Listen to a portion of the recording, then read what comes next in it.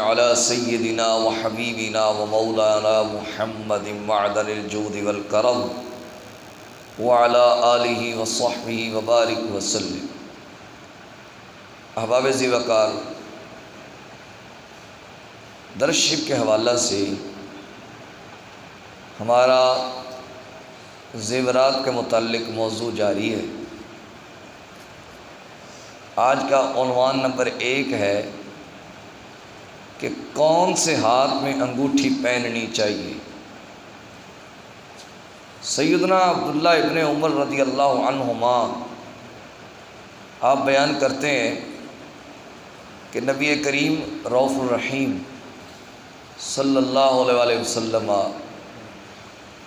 اپنی انگوٹھی مبارک بائیں ہاتھ میں پہنا کرتے۔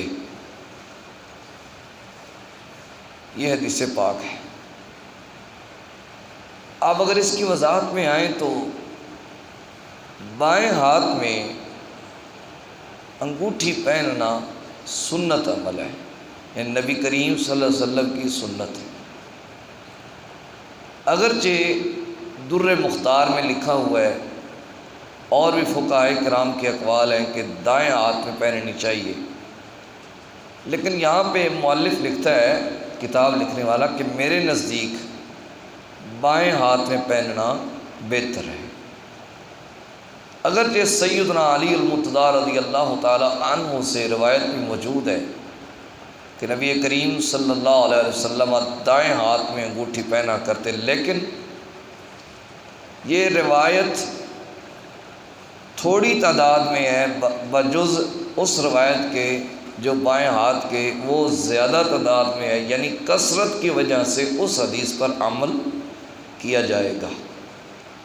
البتہ بائیں ہاتھ میں انگوٹھی پہنی ہوئی ہے، رفع حاجت کرنے کے لیے انگوٹھی کو اتارنا ضروری ہوگا۔ کسی حصے پہ نجاست رہ نہ جائے یا انگوٹھی کے کسی حصے میں نجاست نہ لگ جائے، تو اس وجہ سے رفع حاجت کے لیے انگوٹھی کو ہاتھ سے اتارنا ضروری ہے۔ عنوان نمبر 2 ہے کون سی انگلی میں انگوٹھی پہننی چاہیے۔ حضرت سیدنا انس بن مالک رضی اللہ تعالی عنہ بیان کرتے ہیں کہ نبی کریم رؤوف الرحیم صلی اللہ علیہ وآلہ وسلم ہاتھ کی جو سب سے چھوٹی انگلی، جسے ہم چنگلی بھی کہتے ہیں، اس انگلی میں انگوٹھی پہنا کرتے، یعنی باقی کسی انگلی میں سرکار دو عالم صلی اللہ علیہ وآلہ وسلم انگوٹھی نہیں پہنا کرتے۔ البتہ اگر انگوٹھی پہن لی جائے درمیان والی انگل میں تو کوئی شرعی حرج نہیں ہے، البتہ خلاف سنت ہے، اور پھر وہی حکم ہے کہ رفع حاجت کے کرنے کے لیے انگوٹھی کو اتارنا ضروری ہے۔ عنوان نمبر 3 ہے کہ کون کون سی انگلی میں انگوٹھی پہننے سے حضور نے منع فرمایا۔ حرام نہیں ہے ان انگلیوں میں پہننا، لیکن حضور نے منع فرمایا۔ یہ انگلی اور یہ، یعنی شہادت والی اور اس کے ساتھ والی، ان پر انگوٹھی پہننے سے نبی کریم صلی اللہ علیہ وسلم نے منع فرمایا۔ حضور کا ہر فرمان، حضور کا ہر فعل حکمت سے خالی نہیں ہے، اس کے اندر کوئی نہ کوئی حکمت موجود ہے۔ اب اس کے اندر کیا حکمت ہے؟ چونکہ یہ 2 انگلیاں، شہادت والی اور اس کے ساتھ والی، یہ کام کرنے میں زیادہ کردار ادا کرتی۔ اگر ہاتھ کے اندر انگوٹھی ہوگی، یعنی ان انگلیوں کے اندر انگوٹھی ہوگی، تو یہ انگلیاں کام کرنے میں دقت محسوس کریں گی، بندے کی کارکردگی میں خلل آ سکتا ہے۔ اس لیے ان انگلیوں میں انگوٹھی پہننے سے منع فرما دیا گیا کہ بندہ جو کام کرتا ہے، مزدوری کرتا ہے، کہیں ایسا نہ ہو کہ اس کے اندر خلل واقع آئے، کام صحیح طریقے سے ہو نہ پائے، اور جو مزدوری حاصل کی جائے وہ حلال ہی نہ رہے۔ سیدنا علی المرتضیٰ رضی اللہ تعالی عنہ روایت کرتے ہیں کہ حضور صلی اللہ علیہ وسلم نے ان انگلیوں کے اندر، یعنی شہادت والی اور اس کے ساتھ والی انگلیوں کے اندر انگوٹھی پہننے سے منع کی۔ عنوان نمبر 4 ہے ہاتھ میں انگارہ۔ ہاتھ میں انگارہ۔ حضرت عبداللہ ابن عباس رضی اللہ تعالی عنہما بیان کرتے ہیں کہ ایک شخص کو نبی کریم صلی اللہ علیہ وسلم نے دیکھا کہ اس نے اپنے ہاتھ میں سونے کی انگوٹھی پہنی ہوئی تھی، تو سرکار دو عالم صلی اللہ علیہ وآلہ وسلم نے فرمایا تو نے اپنے ہاتھ میں انگارہ اٹھا رکھا۔ صحابی رسول صلی اللہ علیہ وسلم نے انگوٹھی کو اتارا اور پھینک دیا۔ کسی نے کہا میاں انگوٹھی کو اٹھا لو، کسی اور کام کاج میں لگا لینا، بیوی کو دے دینا، بیچ دینا، اس سے کچھ پیسے حاصل کر لینا۔ اب صحابی رسول صلی اللہ علیہ وسلم اور تمام اصحاب کی محبت کا معیار چیک کیجئے اور ہم اپنی محبتوں کا معیار چیک کریں۔ اس نے کہا جس پر مصطفیٰ کی ناپسندیدگی کی نگاہ پڑ گئی ہو، قیامت تو آ سکتی ہے، میں اس چیز کو کبھی نہیں اٹھا سکتا۔ یہ ان کی محبت کا معیار ہے، یہ ان کے عشق کا معیار ہے۔ گویا ہاتھ میں سونے کی انگوٹھی پہننا یہ دردناک عذاب کا سبب بنے گا۔